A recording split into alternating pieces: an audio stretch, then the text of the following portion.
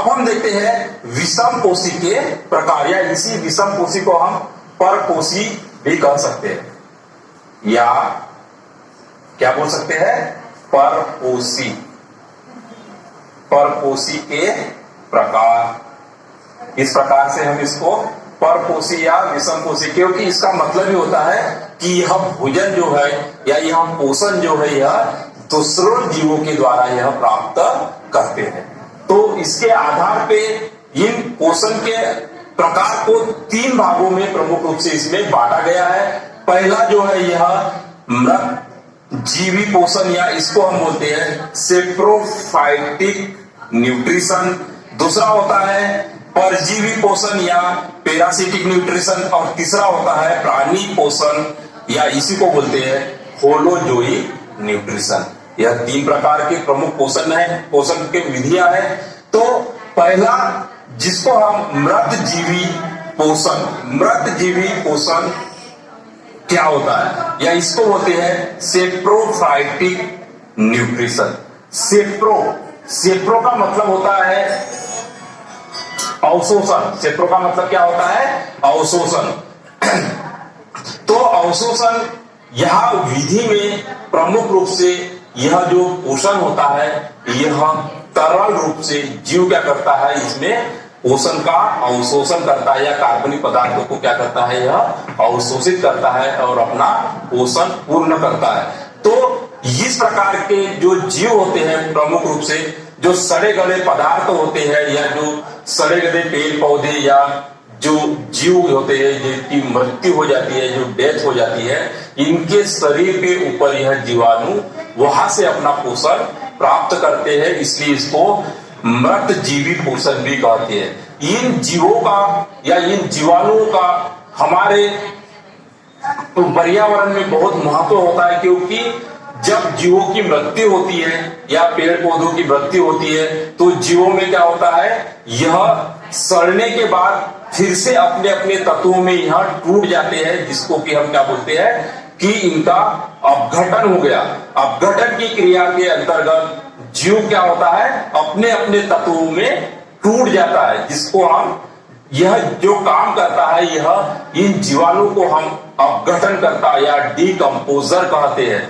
यह हमारे पर्यावरण को अति आवश्यक रूप से इन जीवाणुओं की जरूरत होती है, या मैं कह सकता हूं कि यह साइकिल को चलाने के लिए इन जीवों की अति आवश्यकता होती है। क्योंकि जीव, आपने देखा होगा कि कहीं पे कोई जीव या कहीं कुत्ता मरा पड़ा हुआ है और 1-2 महीने के बाद में वहां पे आपको जाओगे तो मिट्टी दिखाई देगी। तो यह काम कौन करता है, यह कुछ जीवाणु होते हैं जिसको कि हम सेप्रोफाइटिक बैक्टीरिया या सेप्रोफाइटिक जीवाणु कहते हैं। यह क्या करता है, इसको मिट्टी में कन्वर्ट कर देता है, और मिट्टी में यह पदार्थ जो होते हैं पौधों के द्वारा पुनः अवशोषित कर लिए जाते हैं, और जो गैस निकलती है यह भी वातावरण में विभिन्न गैस पदार्थों में यह मुक्त हो जाती है। तो इस प्रकार इन सेप्रोफाइटिक जीवाणुओं का या सेप्रोफाइटिक पोषण का हमारे वातावरण के लिए भी बहुत ही इसकी आवश्यकता होती है। तो इसका मृतक जीवी पोषण में क्या लिखेंगे, इस प्रकार के पोषण में जीव मृत जीवों और पौधों के शरीर से अपना पोषण या भोजन अपने शरीर की सतह से घुलित कार्बनिक पदार्थों के रूप में अवशोषित करते हैं, मृत जीवी या सेप्रोफाइट कहलाते हैं। इसमें एग्जाम्पल के तौर पे उदाहरण के द्वारा कौको बैक्टीरिया और कुछ प्रोटोजोआ इसके अंतर्गत आते हैं। इसको हम इंग्लिश में डीकंपोजर या हिंदी में इसको अपघटन करता जीवाणु कहते हैं। अब दूसरा परजीवी पोषण या इसको पैरासिटिक न्यूट्रिशन कहा गया। यह आपने देखा होगा कि हमारे शरीर में कई सारे ऐसे जीव निवास करते हैं जो कि हमारे शरीर के ऊपर वह आश्रित रहते हैं। तो यह पोषण हमारे शरीर के ऊपर से, शरीर के अंदर से, कोशिका के अंदर से यह प्राप्त करते हैं, इसलिए इसको पैरासिटिक कहते हैं। हमारे शरीर में जैसे आपने देखा होगा कि शरीर में जुए होते हैं, तो यह जुए पोषण कहां से प्राप्त करेंगे, यह हमारे शरीर के ऊपर से प्राप्त करते हैं। मच्छर हमको काटते हैं, हमारा खून चूसते हैं, तो यह पोषण हो गया। हमारे शरीर में कुछ वार्म या कृमि बोलते हैं, यह हमारा शरीर के अंदर से पोषण प्राप्त करते हैं। हमारे शरीर में कुछ सूक्ष्म जीवाणु भी होते हैं जो कि पोषण हमारे शरीर के अंदर से प्राप्त करते हैं। तो इस प्रकार के पोषण को क्या बोलते हैं हम? परजीवी पोषण या पैरासिटिक न्यूट्रिशन। पैरासिटिक का मतलब होता है बाजू से, अर्थात यह अपने बाजू से घुलित रूप से जो कार्बनिक पदार्थ होते हैं वहां से यह पोषण प्राप्त करे। इस प्रकार के पोषण दूसरे प्राणी के संपर्क में स्थायी या अस्थायी रूप से यह पोषण प्राप्त करते हैं। स्थायी का मतलब क्या होता है कि कुछ जीवाणु तो हमारे शरीर में स्थायी रहते हैं, कुछ अस्थायी प्रकार के होते हैं, कुछ समय रहते हैं और फिर यहाँ से यह चले जाते हैं। तो रहकर अपना भोजन प्राप्त करते हैं, परजीवी कहलाते हैं। यह कवक हो सकते हैं, जीवाणु हो सकती है। आपने अमरबेल का नाम सुना होगा, पौधों के ऊपर एक बेला चलती है। यह बेला क्या करती है? पौधों के अंदर से यह पदार्थों को, पोषण को प्राप्त करती है। तो अमरबेल इसका बहुत अच्छा एक उदाहरण है कि जो कि परपोषी होती है। और यह आपने देखा होगा कि हम इसको पौधा भी कहते हैं, ये बेला होती है, लेकिन यह खुद अपना भोजन का निर्माण नहीं करती, बल्कि यह पौधों के द्वारा निर्मित जो भोजन होता है इसको यह अवशोषित करती है। हुकवार्म, टेपवार्म, मलेरिया के पैरासिट जैसे एंटोइनोवा, हिस्टोलिका, तो इस प्रकार के जीवाणु कई सारे जीवों के ऊपर यह आश्रित रहते हैं, वहां से अपना पोषण प्राप्त करते हैं। जब होता है तो तीसरे नंबर का प्राणी संपोषण, या इसको हम बोलते हैं होलोजोइक न्यूट्रिशन। अब यह होलोजोइक न्यूट्रिशन जो होता है यह एक पोषण प्राप्त करने की विधि के द्वारा पोषण प्राप्त करते हैं। अर्थात मैं कह सकता हूं इस प्रकार के पोषण प्राणी अपना भोजन ठोस या तरल रूप से जंतुओं के पोषण ग्रहण करने की विधि द्वारा ग्रहण करते हैं, प्राणी पोषण कहते हैं। उदाहरण के लिए अमीबा, मेंढक और मनुष्य, इसमें कई सारे यहाँ पे उदाहरण हम बता सकते हैं। हम क्या करते हैं? भोजन को पहले घर में पकाते हैं, चक्की से आटा पिसा के लाते हैं, दाल लाते हैं, फिर उसको पकाते हैं, फिर उसका हम भोजन करते हैं। उस भोजन के द्वारा हमारे शरीर में विभिन्न प्रकार के पोषक तत्वों की पूर्ति होती है। तो यह पोषण की विधि के द्वारा हम भोजन के द्वारा यह प्रक्रिया पूरी करते हैं। तो इसको बोलते हैं प्राणी संपोषण या होलोजोइक। हम पोषण के गोले, घास या जो निवाला कहते हैं उसको बनाते हैं, उस तरल रूप से भी हम पोषण प्राप्त करते हैं। तो इस प्रकार के पोषण को बोलते हैं प्राणी संपोषण। तो यह पर विषम पोषी प्रकार का पोषण या परपोषी प्रकार के पोषण को हम तीन रूप से यहाँ पे हम विभाजित कर सकते हैं। अब हम देखेंगे कि जो स्वपोषी, या जिसको हमने क्या बोला था कि जिसमें प्रकाश संश्लेषण की क्रिया के द्वारा जो भोजन या भोजन का निर्माण होता है, वहां पे हम बात करेंगे कि पौधों में पोषण किस प्रकार से होता है या स्वपोषी पोषण क्या होता है। हमने बात की थी कि यह कुछ जीवाणुओं में भी होता है, जैसे आपने देखा होगा कि एल्गी वगैरह जो होती है इसमें भी यह भी स्वपोषी होते हैं, इसमें भी प्रकाश संश्लेषण की क्रिया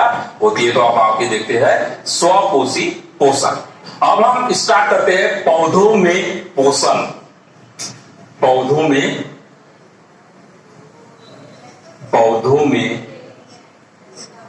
पोषण,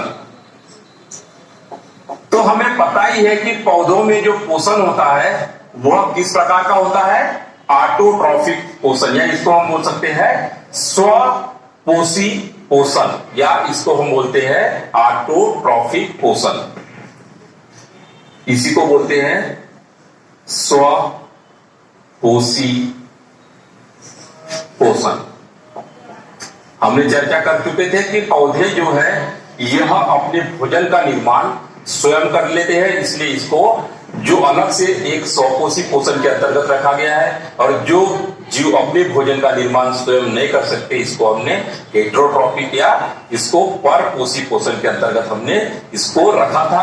अब हम चर्चा करते हैं स्वपोषी पोषण। इसमें सभी वह पौधे आते हैं जिसमें कि प्रकाश संश्लेषण की क्रिया होती है, तो उस प्रकार के पोषण को हम स्वपोषी पोषण के अंतर्गत रखते हैं। अब पौधों में ऐसी क्या क्रिया होती है जिसके कारण कि अपने भोजन का निर्माण स्वयं कर लेते हैं? तो पौधों में एक विशेषता पाई जाती है कि इनके पत्तियों में प्रकाश संश्लेषण की क्रिया संपन्न होती है, क्योंकि वहां पे हरित लवक नामक एक पिगमेंट या एक लवक उत्पन्न होता है, उत्पन्न रहता है या उत्पन्न होता है, जिसके कारण कि यह प्रकाश संश्लेषण की क्रिया कर सकते हैं। प्रकाश संश्लेषण की क्रिया क्या होती है?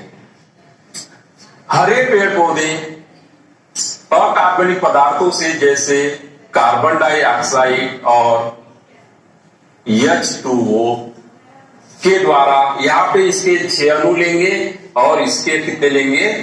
12 अणु लेंगे। इसको 12 लिख दो, ठीक है? क्या लिखेंगे? 12। ठीक, 12 अणु यहां से क्या करेंगे? सूर्य प्रकाश की उपस्थिति, देखो यहां पे सूर्य प्रकाश की जरूरत पड़ रही है। सूर्य प्रकाश मतलब सूर्य प्रकाश की कितनी आवश्यकता होती है कि इसके बिना भोजन का निर्माण नहीं होता। मतलब यही से स्टार्ट होता है हमारी ऊर्जा का निर्माण जो होता है, यहां पे इस क्रिया के द्वारा होता है। सूर्य प्रकाश और क्लोरोफिल, या इसको हम लिख देते हैं हरित लवक, या इसको हम क्लोरोफिल भी कहते हैं। इसके द्वारा यह कार्बनिक पदार्थ या जटिल कार्बनिक पदार्थों का निर्माण करते हैं, जिसको हम बोलते हैं C6H12 और O6। यह क्रिया होती है, यह क्या है? ग्लूकोज का निर्माण होता है, और 6H2O प्लस 6O2 का निर्माण होता है। अब यहाँ पे देखने योग्य बात है कि जो ऑक्सीजन यहाँ पे बाई प्रोडक्ट के रूप में या उत्पाद के रूप में यहाँ पे निकल रही है, जो कि वातावरण में यहाँ से मुक्त कर ली जाती है, और दूसरे जो जीव होते हैं यह ऑक्सीजन का उपयोग श्वसन क्रिया के अंतर्गत करते हैं। जबकि पौधों को यहाँ विपरीत रूप से आप देख सकते हैं कि यहाँ पे कार्बन डाइऑक्साइड यह अपने श्वसन क्रिया के लिए उपयोग करते हैं, और इस भोजन का निर्माण होता है, जिसको कि हम ग्लूकोज कहते हैं। तो इस क्रिया को क्या बोलते हैं? प्रकाश संश्लेषण की क्रिया कहते हैं। प्रकाश संश्लेषण, यह प्रकाश संश्लेषण की क्रिया पत्तियों में पाए जाने वाले हरित लवक की उपस्थिति में यह क्रिया होती है, और इसके द्वारा यह ग्लूकोज का निर्माण होता है। अब यह उस कार्बनिक जो सूर्य के द्वारा जो ऊर्जा आती है, जो कि हम सूर्य प्रकाश के रूप में कह सकते हैं, यह ऊर्जा यहाँ पे पौधों में यह रासायनिक ऊर्जा के रूप में संचित रहती है, और इसी का उपयोग हम लोग करते हैं, जिसके द्वारा हमें ऊर्जा प्राप्त होती है।